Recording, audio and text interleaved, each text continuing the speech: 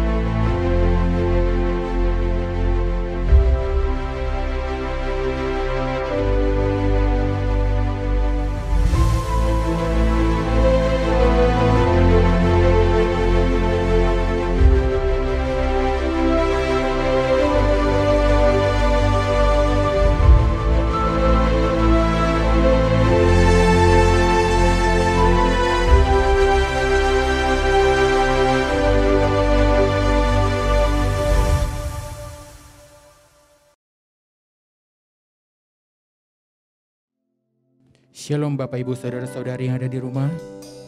Kita boleh bersyukur. Kita akan bersama-sama menaikkan ibadah kita pada pagi hari ini. Biar kita siapkan segenap hati kita. Kita siapkan waktu yang terbaik. Semua hanya untuk kemuliaan Engkau Tuhan. Walaupun kami berjalan di dalam lembah kekelaman, tetapi kami percaya satu hal, bahwa Engkau adalah juru selamat kami yang hidup. Haleluya. Walau ku harus berjalan dalam lembah kekelaman, perlindungan-Mu, oh Tuhan, nyatalah bagi hidupku. Tiada pernah sedetik pun, tiada pernah Kau tinggalkan kami Tuhan. Tiada pernah Kau tinggalkan. Sungguh mulia dan sempurna. Sempurna, hanya Kau layak disembah.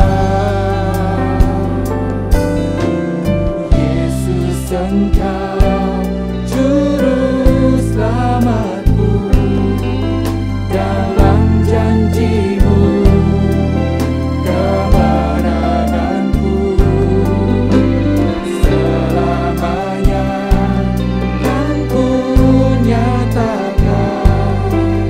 Besar setiamu Tuhan di hidupku.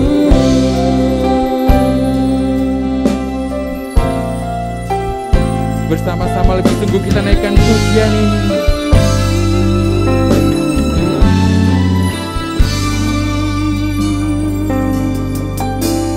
Walau ku harus berjalan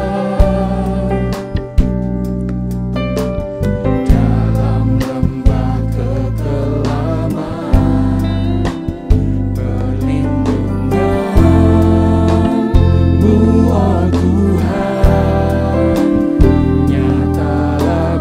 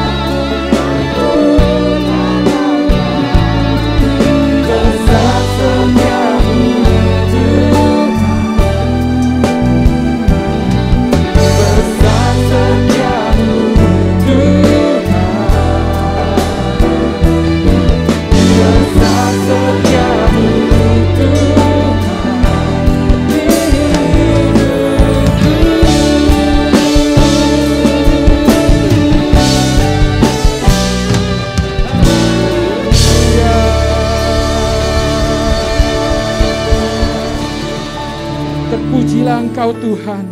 Segala hormat, kemuliaan hanya bagi Engkau Tuhan.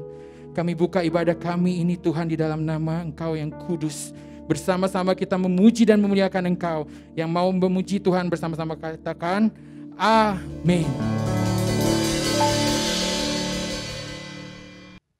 Bersama-sama kita mau nyatakan rasa syukur kita melalui pujian ini. Kunaikan syukurku. Haleluya.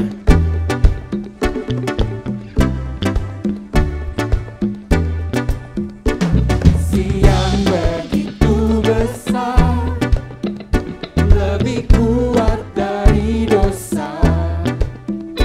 Kasih yang menemukanku, selamatkan dan pulihkanku. Kunaikan syukurku, kunaikan syukurku. Ku tak akan berhenti memuji, meninggikan nama-Mu selalu, menarik, memuliakan-Mu. Dibebaskan, dibangkitkan, hidup yang Kau beri dan kini hanya untuk-Mu.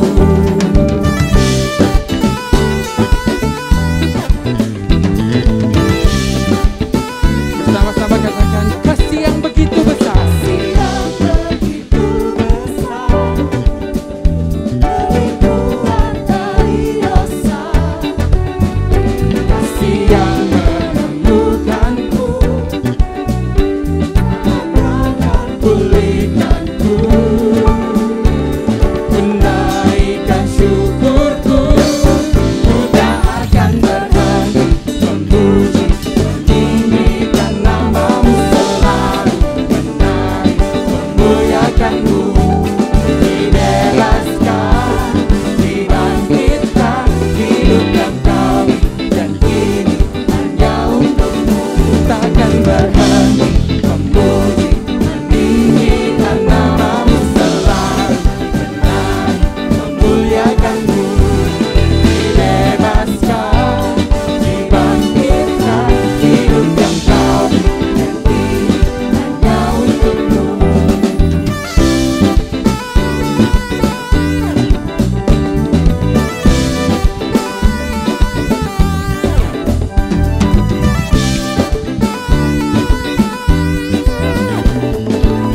Bersama-sama kita menaikkan syukur kita. Haleluya. Tunaikan syukurku, tunaikan syukurku. Musik memuji Tuhan. Haleluya.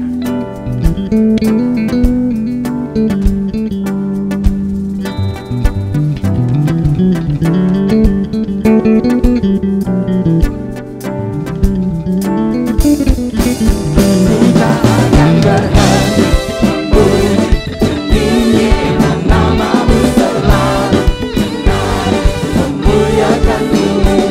Dibebaskan, dibangkitkan, hidup yang Kau beri dan kini hanya untuk-Mu. Takkan berhenti memuji, meninggikan nama-Mu selalu, menarik, memuliakan-Mu. Dibebaskan, dibangkitkan, hidup yang Kau beri dan kini hanya untuk-Mu. Hidup yang Kau beri dan kini hanya untuk-Mu. Hidup yang Kau beri dan kini hanya untuk-Mu. Kita siapkan segenap hati kita. Kita akan dibentuk oleh firman yang akan disampaikan. Biar firman ini boleh menjadi berkat dan bertumbuh di dalam kehidupan kita.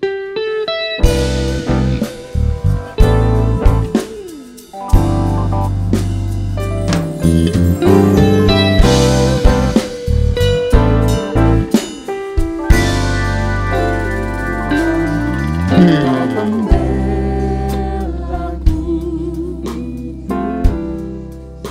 di sepanjang jalan hidupku, dalam kesesakan, dalam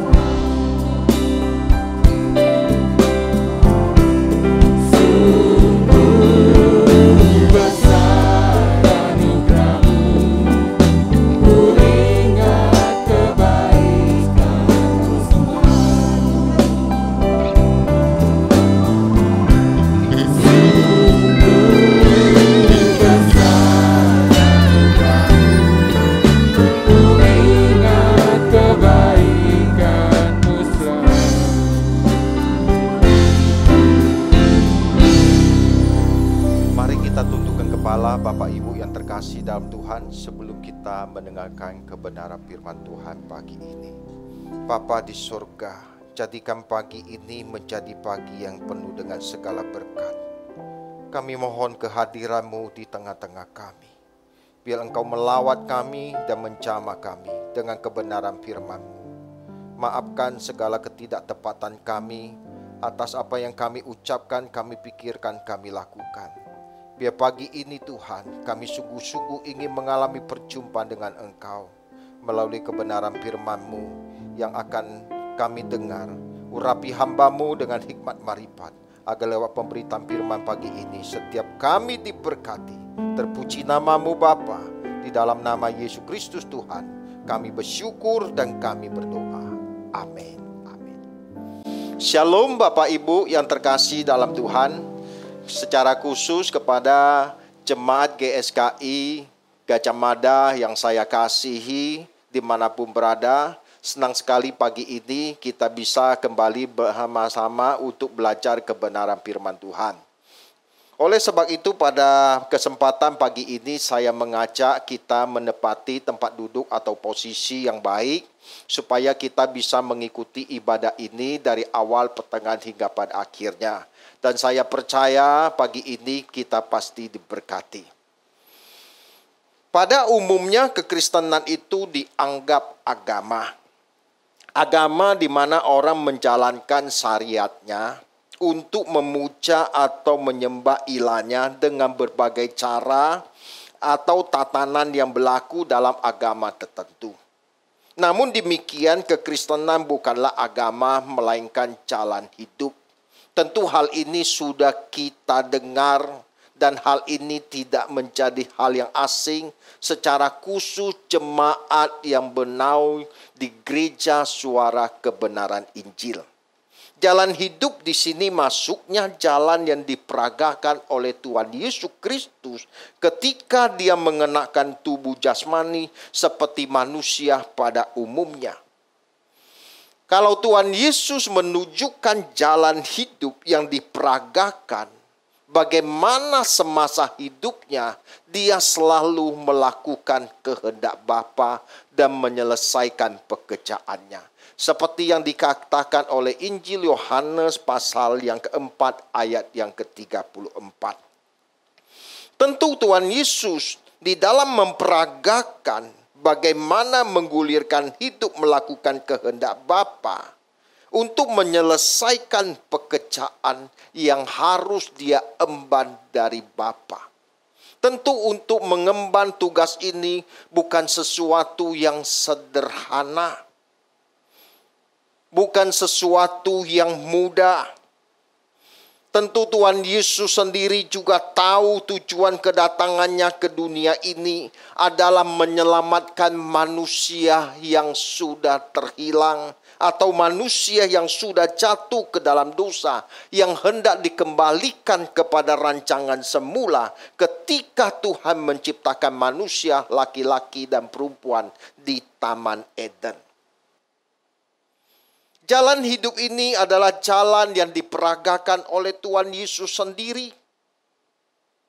Tentu untuk meniti jalan ini, Tuhan Yesus harus mempertaruhkan seluruh hidupnya. Dia tidak memiliki kepentingan yang lain kecuali mengemban tugas Bapa di surga. Tugas ini begitu berat. Tetapi inilah yang harus Kristus lakukan demi agar manusia yang sudah terjual di bawah kuasa dosa jangan sampai binasa. Agar mereka bisa dikembalikan kepada rancangan semula Allah. Sebab Tuhan tidak menghendaki seorang pun binasa. Untuk itu tujuan kedatangan Tuhan Yesus ke dunia ini untuk menyelamatkan manusia yang terhilang. Inilah jalan hidup yang diperagakan oleh Tuhan Yesus 2000 tahun yang lalu. Tentu untuk mewujudkan rencana Bapa tersebut, Tuhan Yesus harus melalui berbagai hal atau rintangan bagaimana rencana Bapa ini tergenapi. Hal yang pertama yang menjadi rintangan Tuhan Yesus, ketika Tuhan Yesus hendak diangkat menjadi raja, hendak diangkat menjadi Mesias. Tentu raja dan Mesias dalam versi duniawi, bukan versi seperti kehendak Bapa. Versi duniawi maksudnya kejayaan lahiriah seperti masa kejayaan pemerintahan yang dialami oleh kerajaan Salomo dan Daud pada waktu itu. Orang-orang Israel hendak mengangkat Tuhan Yesus menjadi raja versi mereka, yaitu kerajaan secara fisik, kerajaan secara fisik di bumi ini. Tentu para murid dan secara khusus bangsa Israel pada waktu itu memang sedang menantikan seorang Mesias yang akan membebaskan mereka dari penjajahan Romawi pada waktu itu. Mereka sedang menanti-nantikan Mesias yang diharapkan. Mesias yang menjadi pahlawan bagi mereka untuk membebaskan mereka dari tawanan penjajahan Romawi pada waktu itu. Tetapi kita melihat ketika Tuhan Yesus hendak dijadikan raja menurut versi mereka, Tuhan Yesus fokus kepada tujuan kedatangannya. Dia tidak mengikuti irama manusia pada waktu itu yang hendak mengangkat dia menjadi raja. Dalam pandangan mereka, Tuhan Yesus sadar dan Tuhan Yesus tahu betul bahwa kerajaannya bukan dari dunia ini. Kerajaan Tuhan bukan dari dunia ini. Kalau sekiranya dari dunia ini, tentu Tuhan Yesus akan kompromi. Dan ketika Tuhan Yesus kompromi, maka gagallah bagaimana Tuhan Yesus membawa misi Bapa di surga agar manusia yang sudah terjual di bawah kuasa dosa ini terhilang untuk selamanya. Tetapi Bapak Ibu yang terkasih dalam Tuhan, Tuhan Yesus tidak memenuhi keinginan, tetapi dia ingin memuaskan Bapa di surga. Dia rela mempertaruhkan seluruh hidupnya, bahkan nyawanya sendiri. Sampai klikmaknya Tuhan Yesus harus tergantung antara langit dan bumi. Dia harus mati tersalib karena dosa dan pemberontakan kita sekalian. Karena kasihnya yang begitu besar, dia ingin agar manusia yang sudah terjual di bawah kuasa dosa ini jangan sampai terhilang, tetapi dikembalikan kepada rancangan semula. Dengan kematiannya di atas kayu salib, maka kerajaan Allah dihadirkan di dunia ini. Dengan kematian Tuhan Yesus 2000 tahun yang lalu, maka kehadiran kerajaan Allah ini bisa dihadirkan di bumi ini. Itulah sesuai doa Tuhan Yesus di dalam doa Bapa kami, datanglah kerajaanmu, jadilah kehendakmu di bumi seperti di surga. Untuk mewujudkan rencana Bapa ini, pertaruhannya sangat mahal. Sangat mahal sekali. Bahkan segenap hidupnya harus disita demi kepentingan Bapa. Disita di sini masuknya tidak punya kepentingan lain selain menyelesaikan pekerjaan Bapa. Yang Tuhan Yesus bahasakan di dalam Yohanes 4 ayat yang ke-34. Makananku ialah melakukan kehendak Dia yang mengutus aku dan menyelesaikan pekerjaannya. Inilah yang menjadi tujuan kedatangan Tuhan Yesus. melakukan kehendak Bapa dan menyelesaikan pekerjaannya. Wah, Bapak Ibu yang terkasih, ini sesuatu yang sangat berat. Bukan sesuatu yang ringan, di mana Tuhan Yesus harus bersedia sampai titik kehilangan nyawa. Sebab tanpa kehilangan nyawa, Tuhan Yesus tidak bisa menyelesaikan karya penyelamatan ini. Inilah tantangan yang dihadapi oleh Tuhan Yesus ketika dia ingin menyelesaikan misi Bapa di surga. Puji Tuhan, Tuhan Yesus Kristus menyelesaikan tugas kemesiasannya dengan predikat sempurna. Dan dia berkata, sudah selesai. Dia menyelesaikan pekerjaan Bapa ini dengan sungguh-sungguh sempurna. Dia tidak teriming-iming dengan kondisi situasi bangsa-bangsa Israel pada waktu itu yang hendak menjadikan Yesus Raja atau Mesias versi dari orang-orang Yahudi pada waktu itu. Tetapi kita lihat, dia memilih menyelesaikan pekerjaan Bapa. Dan kita tahu Tuhan Yesus mati di atas kayu salib. Dan dia menyerahkan nyawanya. Inilah poin yang harus kita ingat. Itu adalah rintangan yang harus dilalui oleh Kristus. Rintangan yang kedua yang harus dihadapi oleh Tuhan Yesus adalah bahwa iblis menawarkan keindahan dunia dengan segala kemuliaannya. Iblis menawarkan keindahan dunia dengan segala kemuliaannya kepada Tuhan Yesus. Kalau kita membaca di dalam Injil Matius pasal yang keempat ayat 3 sampai ayat yang ke-11. Tentu saya tidak akan membacakan ayat ini secara keseluruhan. Ini waktunya akan tersita habis. Tetapi ada ayat yang penting yang mau saya sampaikan di dalam ayat yang ke-8. Dalam ayat yang ke-8 dalam Injil Matius pasal ke-4 dikatakan demikian. Dan iblis membawa semua kerajaan dunia dengan segala kemegahannya.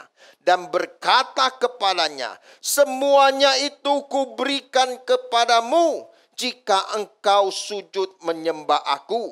Ayat 10. Maka berkatalah Yesus kepadanya, enyalah iblis, sebab ada tertulis, engkau harus menyembah Tuhan Allahmu, dan hanya kepada Dia sajalah engkau berbakti.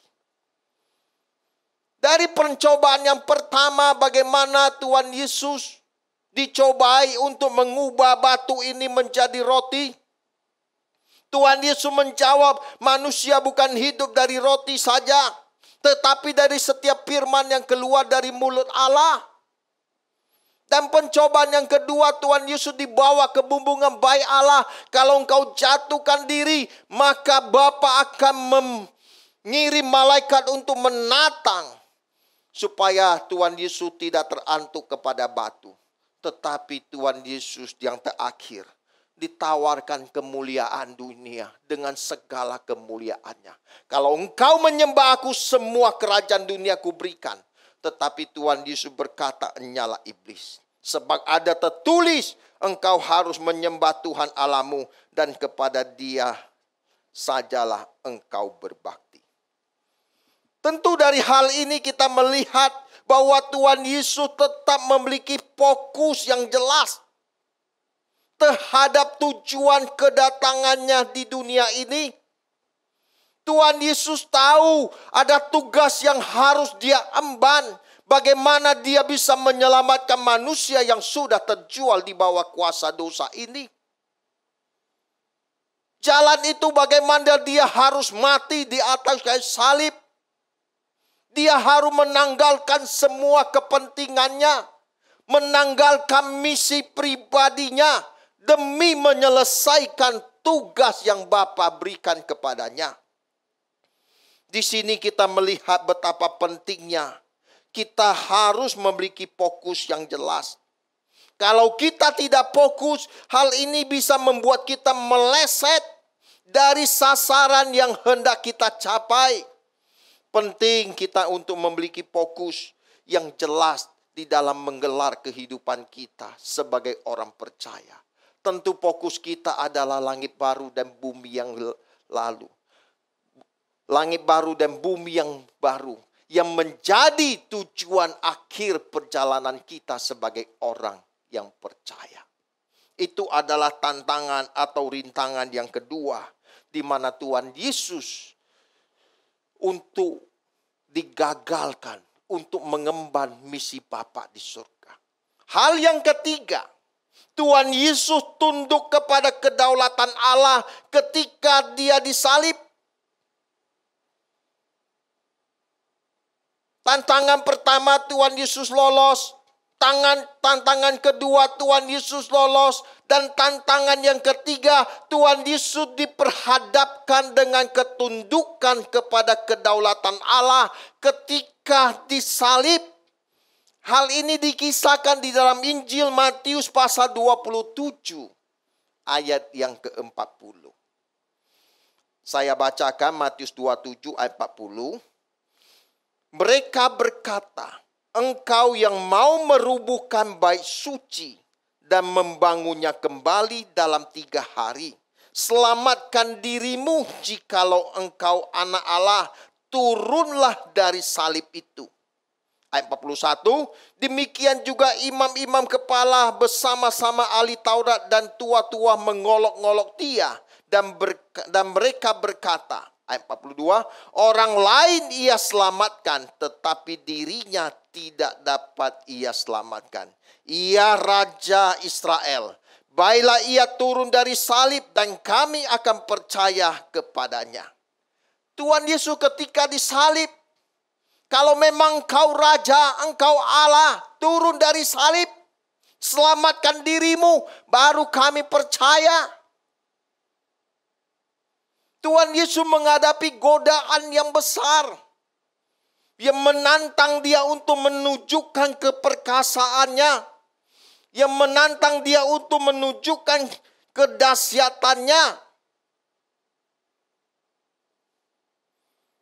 Bahkan apa yang menjadi statement dari Tuhan Yesus dipakai oleh ahli-ahli Taurat dan orang-orang Farisi. Bahwa dia akan merubuhkan bait Allah dan membangunnya dalam 3 hari. Pemikiran orang-orang Yahudi pada waktu itu ahli-ahli Taurat, bagaimana mungkin bisa membangun bait Allah dalam waktu yang begitu singkat. Padahal Tuhan Yesus sedang menuju bait Allah adalah tubuhnya sendiri, di mana dia harus mati, disalib, dan pada hari ketiga dia dibangkitkan di antara orang mati. Kalau seandainya pada waktu itu Tuhan Yesus menunjukkan keperkasaannya dengan melepaskan diri dari salib dan dia turun, baru mereka percaya, aku Mesias. Tuhan Yesus gagal mengemban misi Bapa di surga. Tetapi kita bersyukur kepada Bapa di surga. Tuhan Yesus benar-benar dia taat. Dia menyelesaikan karya keselamatan ini dengan sempurna. Dan kalau seandainya Tuhan Yesus gagal melakukan misi Bapa di surga, maka semua manusia tanpa kecuali akan masuk ke api kekal. Bapak Ibu yang terkasih dalam Tuhan, kita harus sadar perjuangan Tuhan Yesus untuk mengemban misi Bapa ini bukan sesuatu yang sederhana. Dia harus menghadapi berbagai tantangan rintangan yang begitu berat demi menyelesaikan karya keselamatan manusia yang berdosa. Kristus telah menyelesaikan pekerjaannya dengan sempurna dan dia bisa berkata di dalam Injil Yohanes pasal 19 ayat 20 sampai 30. Ayat ini sangat penting Bapak Ibu. Saya ingin mengajak kita membaca secara sesama dalam Injil Matius pasal 19 ayat 28 sampai ayat yang ke-30. Sesudah itu, karena Yesus tahu bahwa segala sesuatu telah selesai, berkatalah ia, supaya genaplah yang tertulis dalam kitab suci, aku haus. Di situ ada suatu berkas anggur asam. Maka mereka mencucukkan bunga karang yang telah dicelupkan dalam anggur asam pada sebatang hisop, lalu mengujukannya ke mulut Yesus. Sesudah Yesus meminum anggur asam itu, berkatalah, sudah selesai. Lalu ia menundukkan kepalanya dan menyerahkan nyawanya. Kita melihat dari Injil sinoptik, yaitu Matius, Markus, dan Lukas, dan Yohanes. Hanya Injil Yohanes yang memberikan statement, pernyataan bahwa sudah selesai. Baru Tuhan Yesus menyerahkan nyawanya. Sementara dalam Injil yang lain seperti yang saya katakan dalam Injil Matius, Markus maupun Lukas tidak mencatat dengan statement sudah selesai. Ini hendak memberikan signal yang kuat bahwa Yohanes ingin menegaskan bahwa tugas penyelamatan yang dilakukan oleh Kristus 2000 tahun yang lalu sudah final, sudah selesai.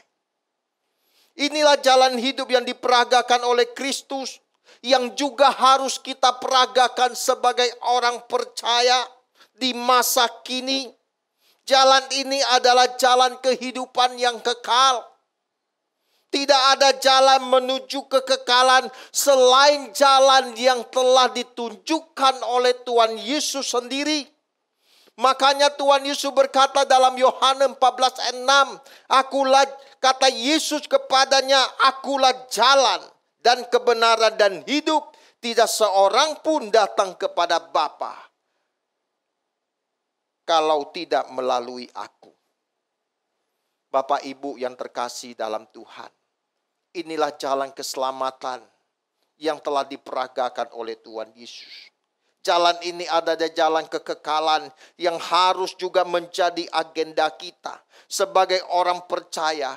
Bahkan agenda kita satu-satunya adalah Tuhan dan kerajaannya. Untuk tujuan akhir perjalanan ini, maka orang percaya harus memiliki fokus juga. Sebagaimana Yesus mengemban misi Bapa, dia memiliki fokus yang sangat jelas. Dia mengabaikan semua rintangan, tantangan, godaan, pencobaan demi menyelesaikan karya keselamatan yang harus dia emban. Kita pun juga harus sadar tujuan akhir perjalanan kita adalah langit baru dan bumi yang baru, atau kerajaan Bapa di surga. Oleh sebab itu kita harus memiliki jangkauan pandang yang benar di dalam menggelar kehidupan ini. Ibarat kalau kita naik pesawat terbang, kita harus pasti tujuan yang hendak kita tuju. Kita misalnya mau ke Manado, kita harus pastikan bahwa tiket yang kita beli adalah tujuan ke Manado, bukan tujuan ke Medan atau tujuan ke Surabaya, misalnya kita dari Jakarta. Setelah kita beli tiket, kita harus memastikan jam tersebut, yaitu jam keberangkatan pesawat. Pada hari apa, jam berapa, di terminal berapa. Setelah itu kita check in, kemudian kita mendapat boarding pass yang menunjukkan kita siap terbang. Tentu ada hal yang ingin kita tuju. Kota apa yang hendak kita kunjungi? Kota apa yang hendak kita datangi? Jangan sampai kita naik pesawat saja. Kita tidak check in, tidak boarding pass, tahu-tahu mau masuk, ya nggak bisa. harus ada prosedur yang kita lalui. Ada prosedur yang harus kita lalui. Apalagi untuk kehidupan yang akan datang. Kerajaan Bapa di surga. Yang merupakan tujuan akhir perjalanan orang beriman di bumi ini. Maka kita juga harus melakukan beberapa kiat agar kita bisa sampai ke rumah Bapa di surga. Tentu untuk mencapai tujuan ini ada kiat-kiat yang harus kita lakukan. Yang pertama, kalau kita ingin masuk dalam kerajaan surga, kita harus bersedia meninggalkan percintaan dunia. Bahwa dunia ini bukan rumah kita. Rumah kita ada di belakang langit baru. Itu yang harus menjadi tujuan atau fokus yang menjadi tujuan akhir perjalanan kita sebagai orang percaya. Sebab di dalam 1 Yohanes 2 ayat yang ke-15 sampai ayat yang ke-17 dikatakan demikian.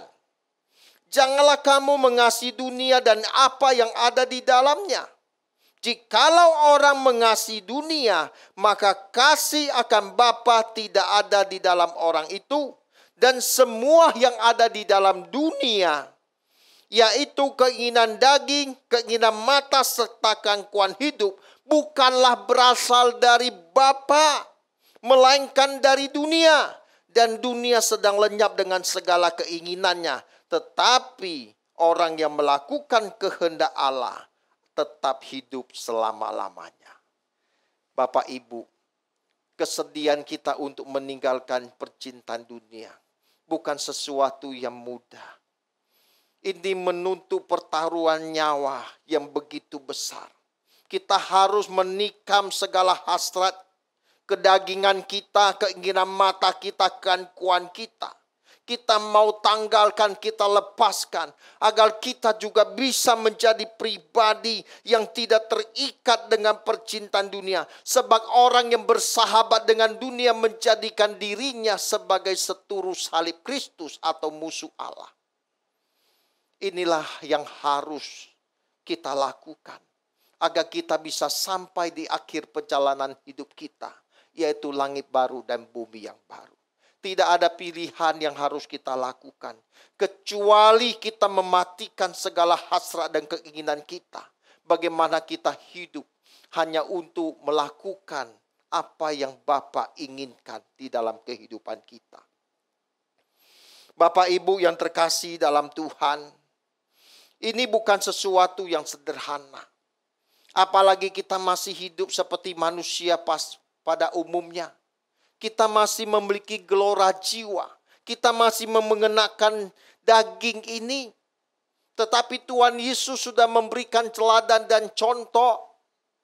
Yang walaupun dalam keadaan sebagai manusia, dia tidak menganggap kesetaraan dengan Allah sebagai milik yang harus dipertahankan.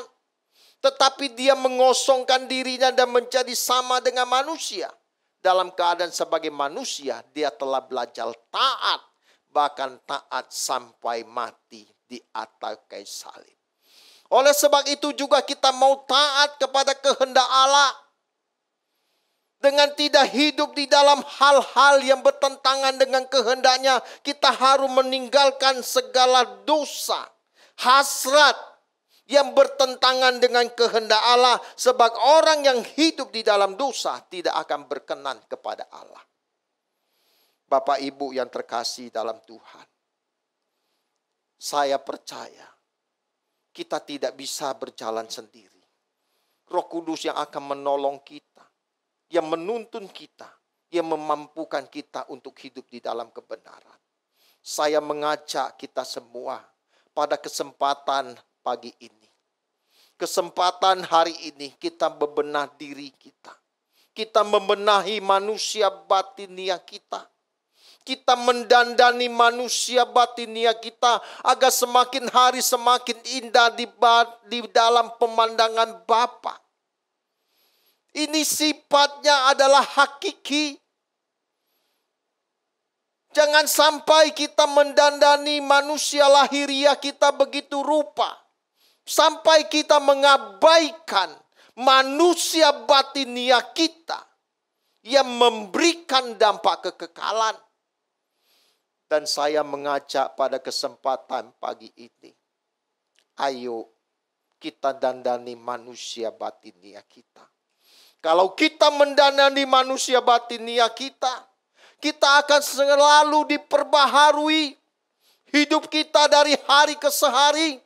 Sekalipun manusia lahiriah kita semakin merosot, tetapi manusia batin kita semakin indah di dalam pemandangan Tuhan.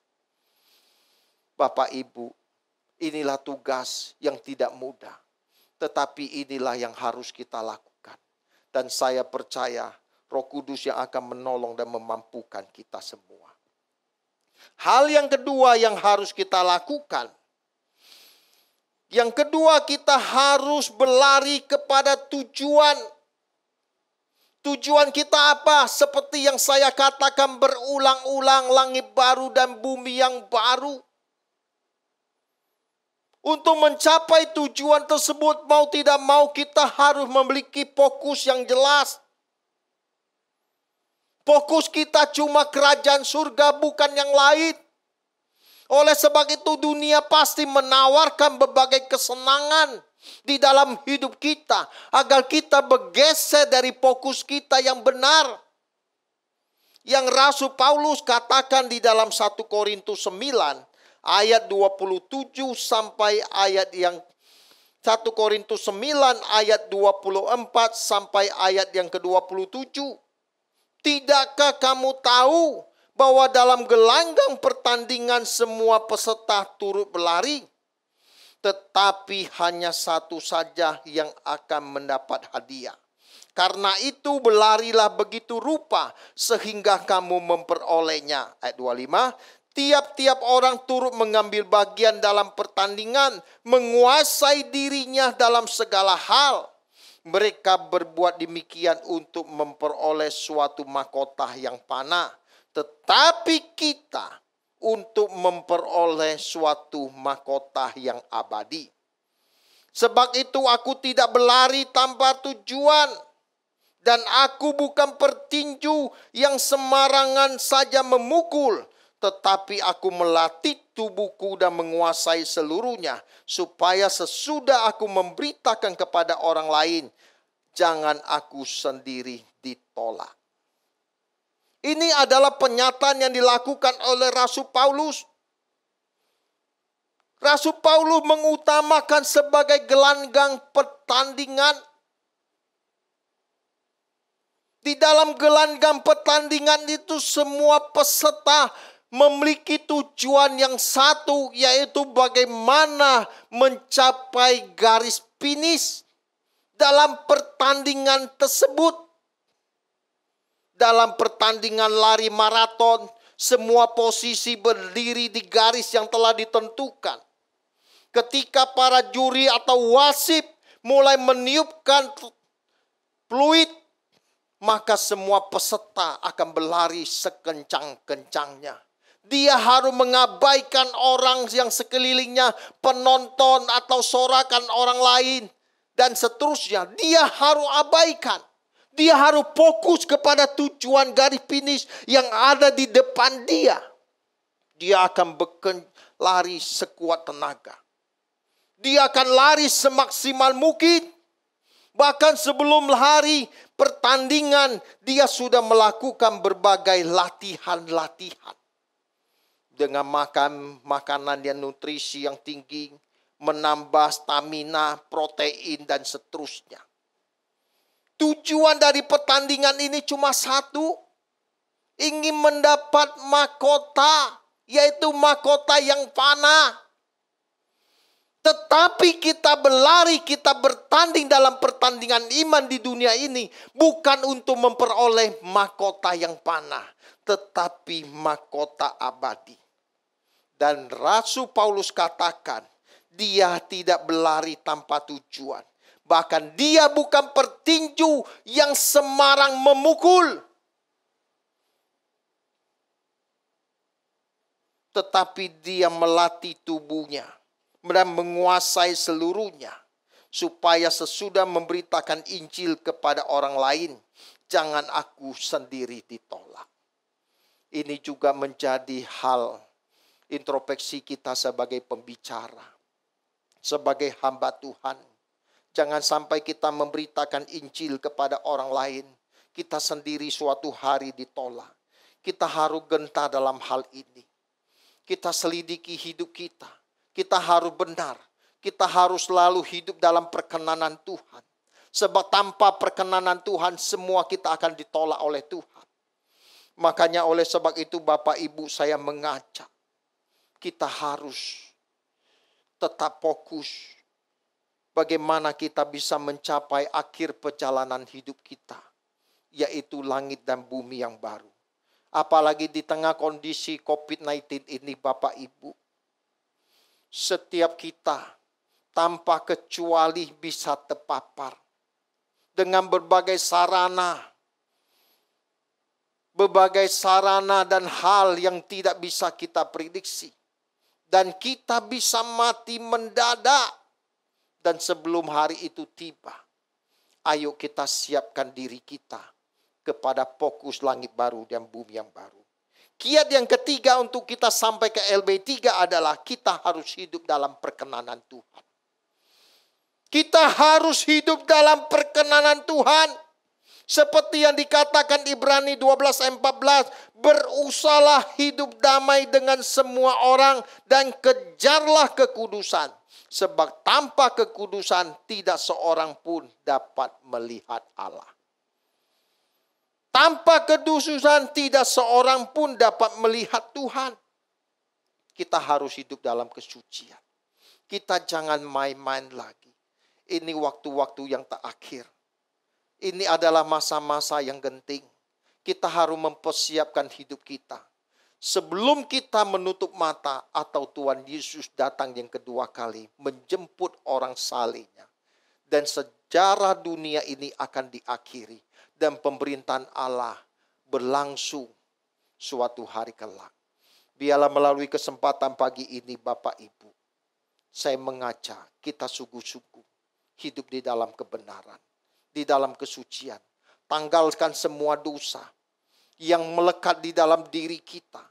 Sekiranya kita telah melakukan berbagai dosa dan kesalahan, kita berdamai dengan Tuhan. Kita minta ampun selagi ada waktu dan kesempatan yang kita miliki.